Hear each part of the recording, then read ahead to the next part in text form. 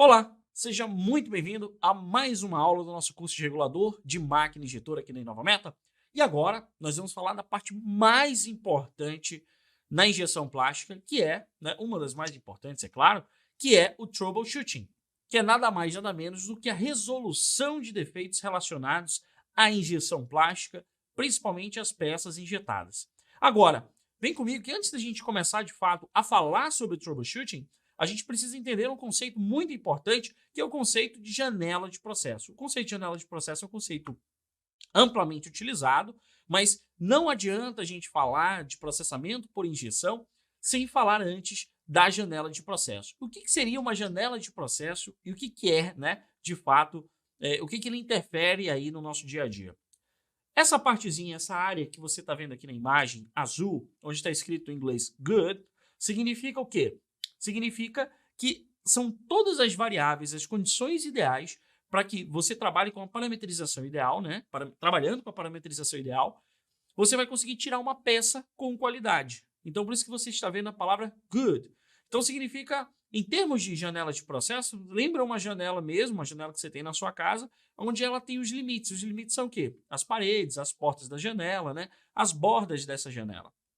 Qualquer coisa dentro do processo de injeção, de fabricação, que a gente utilize parâmetros acima da necessária, para uma peça ou abaixo da necessária para aquela regulagem, para aquela peça, nós vamos ter algum tipo de defeito, algum tipo de problema. Só para você entender, vou fazer um rabisco aqui nesse gráfico. Aqui nós temos, por exemplo, pressão máxima, eu vou riscar aqui. Nós temos a pressão mínima. Nós temos aqui a temperatura mínima e a temperatura máxima.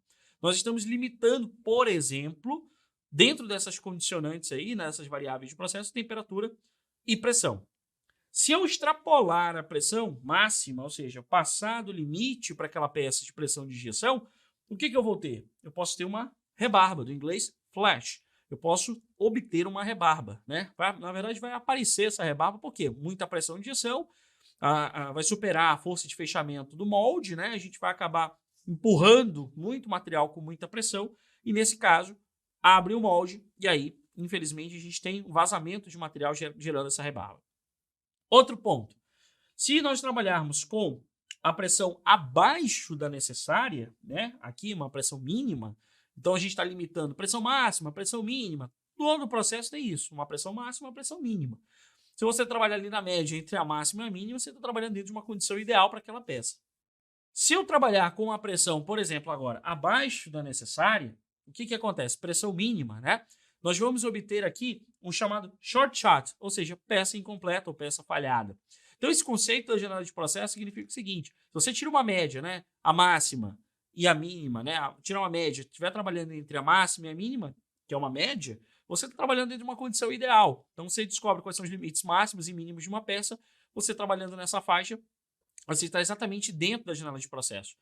Lembrando, você não pode nem extrapolar essa janela, ou seja, passar dos parâmetros de valores que vão extrapolar aí os limites da janela, que vai gerar um defeito, Você nem pode fazer isso no máximo e nem no mínimo. Ou seja, você tem que trabalhar dentro dessa faixa, tá? Então, ainda dentro desse contexto, onde a gente tem aqui a pressão mínima, que eu falei rapidinho para vocês, nós temos aqui uma peça incompleta. Outro detalhe, nós temos aqui a temperatura máxima, a limitação aqui, temperatura máxima. Se eu trabalhar com a temperatura acima da necessária para aquela peça, ou aquela resina que eu estou injetando, nós vamos encontrar o quê? Degradação, burn, queima, queima dessa resina. Outro detalhe, temperatura abaixo da necessária, também eu posso ter problemas de qualidade na minha peça, Poor quality, Na verdade, uma qualidade baixa, pobre da superfície da minha peça. Eu tenho efeito de casca de laranja, eu tenho alguns defeitos, até mesmo a peça também não pode ser incompleta, Porque a viscosidade tem um fator aí, a fluidez tem um fator determinante, para a gente conseguir fazer o escoamento da resina no interior do molde. E é claro que a temperatura dentro do quesito viscosidade, ela é fundamental, até porque a viscosidade, ela é calculada, enfim, analisada a um fator levando em consideração a temperatura, Se não me engano, 25 graus Celsius. Então, nesse quesito, a gente tem que entender o que é a janela de processo. Eu espero que você tenha entendido, mas para resumir bem, janela de processo são todas as condições ideais que te garantem aí uma boa peça, uma boa regulagem de máquina para você tirar uma boa peça. Tudo bem? Vamos lá.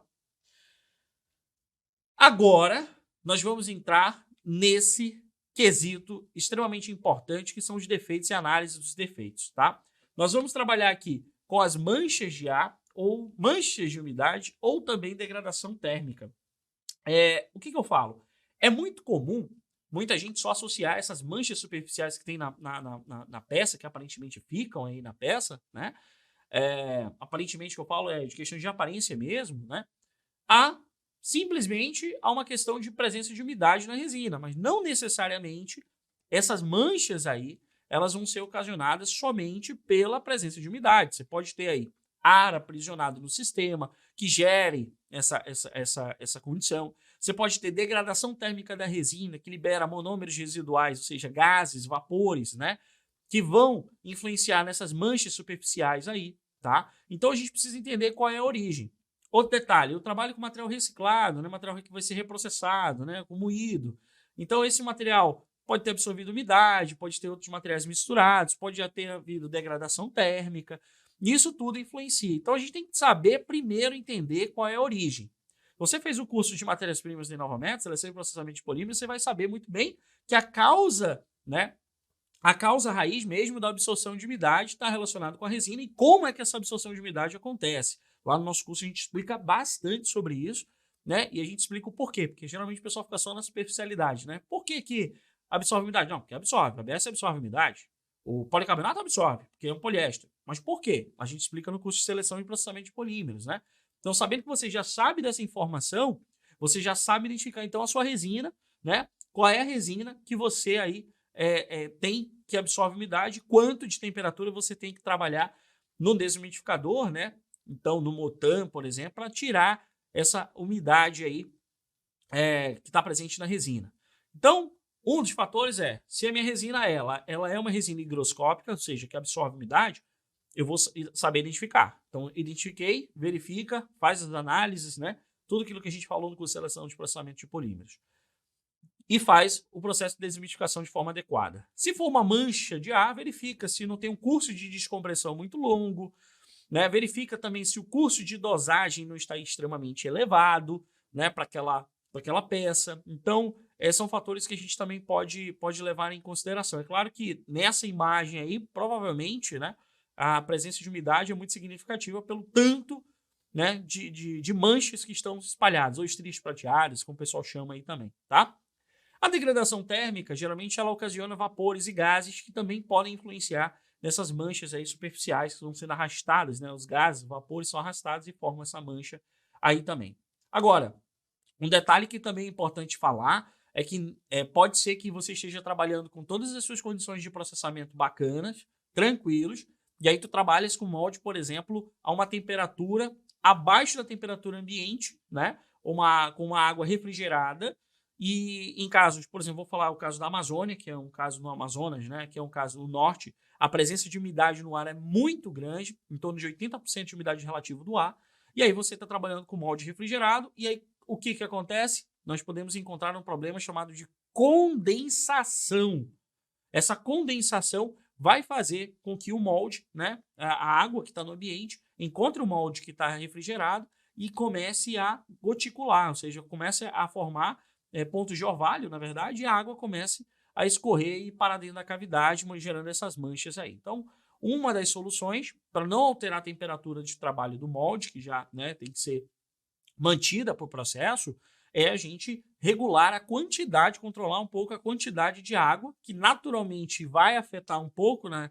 O que eu digo a quantidade de água é a quantidade de água que está circulando por esse molde, e aí a gente vai controlar, né? Lógico, essa vazão de água, vai ter uma alteração superficial na temperatura do molde, sim, natural, mas é justamente para a gente evitar que essa água na superfície, logo onde nós temos ali próximo, né?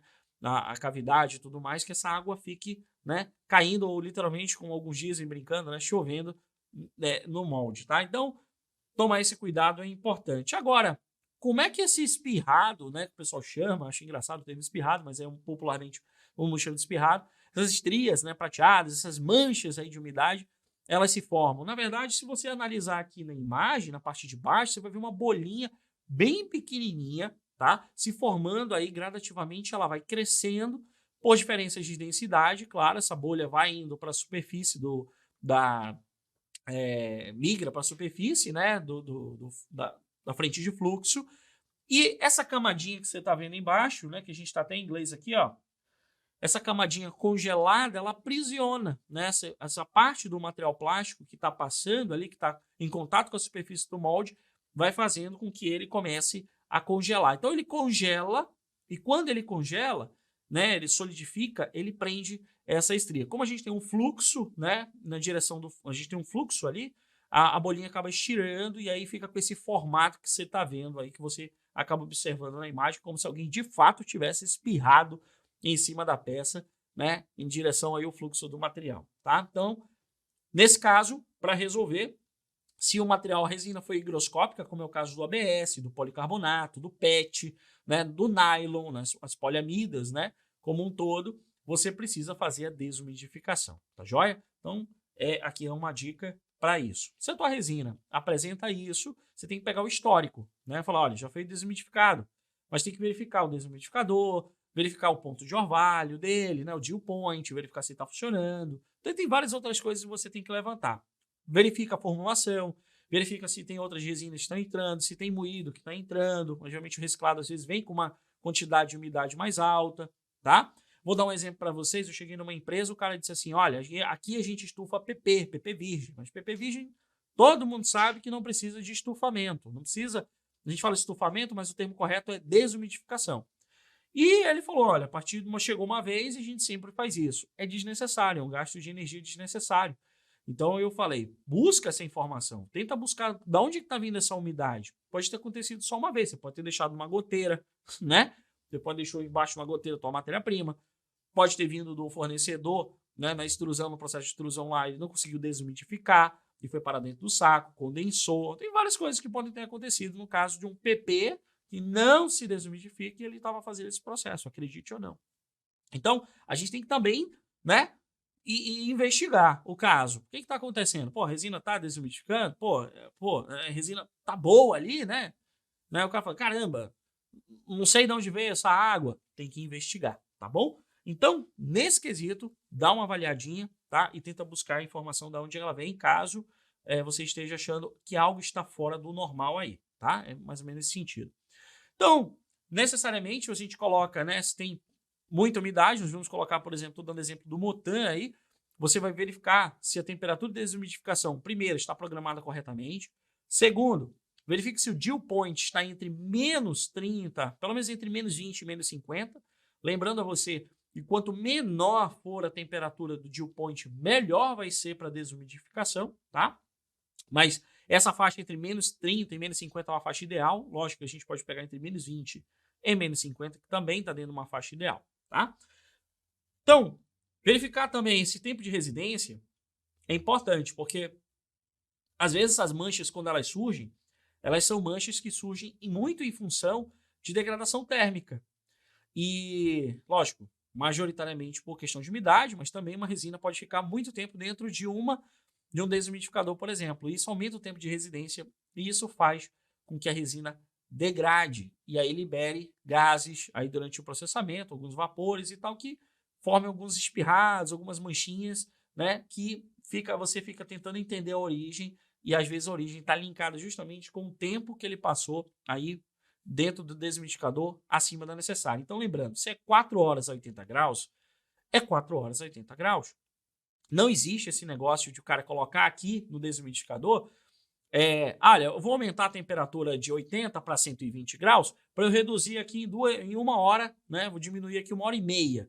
Vou ter um ganho ou de 2 horas no meu desumidificador, né? A resina vai secar mais rápido. Não existe isso, tá? Não existe essa correlação. Se você faz isso, para. Se você vê que tem alguém fazendo isso, também não tá legal, tá? Então, isso não se faz. 80 graus, né, a 4 horas, 80 graus a 4 horas. Lembrando, sempre siga rigorosamente o que o fabricante da sua resina está indicando para ela, tá? Então, tem vários fatores. Então, se você não vai utilizar a resina, vai passar mais tempo que o necessário, desliga aí o desumidificador, né? Se você não vai utilizar, para não ficar 8 horas, 12 horas ou 24 horas, como eu já peguei em algumas fábricas, uma situação assim, e a resina estava completamente amarelada, principalmente no caso do nylon, que ele amarela um pouquinho, mas ali estava muito, muito, muito amarelado, estava até fora do padrão, e os caras estavam tendo dificuldade com as peças, a qualidade não estava aprovando por conta disso. Por quê? Passou, né, 24 horas dentro de um desumidificador, ninguém desligou, mudou a temperatura, e o tempo de residência fez a resina amarelar bastante. Tá joia? Vamos lá. Bom, eu vou só voltar nesse ponto aqui para explicar para vocês. Existe, perdão, você consegue ter equipamentos e softwares muito específicos para fazer algumas análises, né? Acompanhamento do processo e tudo mais. Esse RJG e o EDART são softwares aí muito interessantes aí que você consegue fazer em tempo real, análise e monitoramento do processo, não só para a questão do MOTAN aí, desumidificador, mas para várias etapas do processo, tá? Bom, antes da gente entrar no novo assunto, né, que é a questão do novo, né, que é linha de solda ou linha de junção, eu vou terminar a nossa aula por aqui. Eu te espero na próxima aula para falar justamente desse defeito inconveniente que muita gente encontra aí na injeção, que é chamada linha de solda e linha de junção. O que é? Como é que a gente resolve? Quais são os efeitos práticos disso aí? Eu te espero na próxima aula para a gente discutir exatamente sobre isso.